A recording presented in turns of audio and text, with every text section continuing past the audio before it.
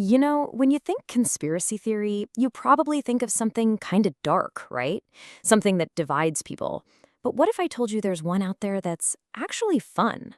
One that's all about being in on a giant shared joke. Well, today we're diving into one of Germany's weirdest and honestly most charming modern myths. Okay, so first I want you to picture a city, a totally normal, pretty big city. We're talking over 300,000 people, a university, a cool old castle, the whole shebang. You can pull it up on a map right now, you can drive there, you can walk down its streets. The city's name is Bielefeld. Now, what if it's all a lie?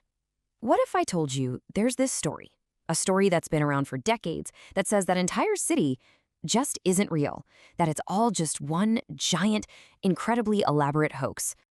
Yeah, you heard me right. This is the whole deal, the core of this amazing inside joke. It's a simple, kind of bizarre, but totally hilarious claim that a pretty major German city is, well, completely made up. So this whole thing is called the Bielefeld conspiracy. And the theory goes like this. This city is a total fabrication. It's an illusion, right? And it's being kept alive by this shadowy, super powerful group that people just call they. Now, who are they? Well, that's the best part. It could be anyone. And that vagueness is exactly why the joke is so perfect. Okay, so you're probably wondering, how in the world does a joke like this even start? And not just start, but last for like 30 years. To get that, we've got to rewind the clock a bit, back to the Wild West days of the early internet. The beginning is actually super simple. It's 1994. You've got these old school internet forums. This one was called Usenet. And some student decides to post a message basically making fun of all of the other crazy conspiracy theories floating around. And his joke? Simple. He just said, "You know that city Bielefeld? Yeah, it doesn't exist." The reason why was just ridiculous on purpose. Maybe it was hiding a secret base. Maybe it was a cover for alien landings. That was the whole idea. And from that one single post, man, the thing just took on a life of its own. It went viral before going viral was even a thing we said. It just snowballed from this tiny little inside joke on the internet into like a real piece of German folklore. It's wild. And you can literally watch its rise to fame. So it starts in 94, and then in the 2000s, as the internet gets bigger, the joke just explodes.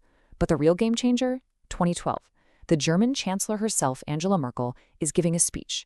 She talks about being at an event in Bielefeld, and then she pauses and says, if it exists at all. I mean, come on. That is when you know your little internet joke has officially made it. It even got its own catchphrase, which is just perfect. So if you were in Germany and someone said they were from Bielefeld, pretty much everyone's go-to response with a little smirk would be, "Bielefeld? There's no such thing." So why this joke, right? I mean, tons of memes and jokes die out in a week. Why did this one stick around for decades? Well, it turns out, whether it was on purpose or not, it basically had the perfect recipe for a sticky conspiracy theory. Let's break it down. Ingredient number one. You've got that dash of mystery, right? The shadowy they. Who are they? Nobody knows. Ingredient two, a giant dose of absurdity. I mean, faking an entire city? The idea is so huge it's just hilarious. And finally, the third ingredient. It found the perfect audience. Early internet folks lived for this kind of clever, in-the-know, inside joke. So for years and years, the actual city of Bielefeld just kind of had to, deal with it. They were the butt of this national joke about not existing. But then, on the joke's 25th anniversary, the city decided, you know what? It's our turn.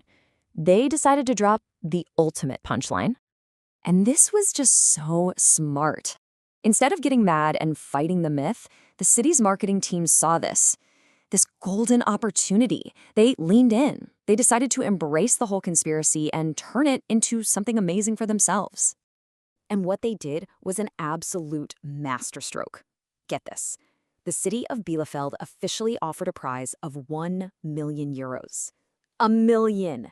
To anyone at all, who could give them definitive proof that the city of Bielefeld does not exist. They totally called everyone's bluff. It was genius. And spoiler alert, of course, nobody could claim the prize. But that was never the point, was it? The campaign went absolutely nuclear. It went viral all over the world. The city got all this publicity that you just can't buy, and it finally put Bielefeld on the global map, all by celebrating the joke that said it wasn't on the map in the first place. So, when you step back from all the fun and games, what's the real takeaway here?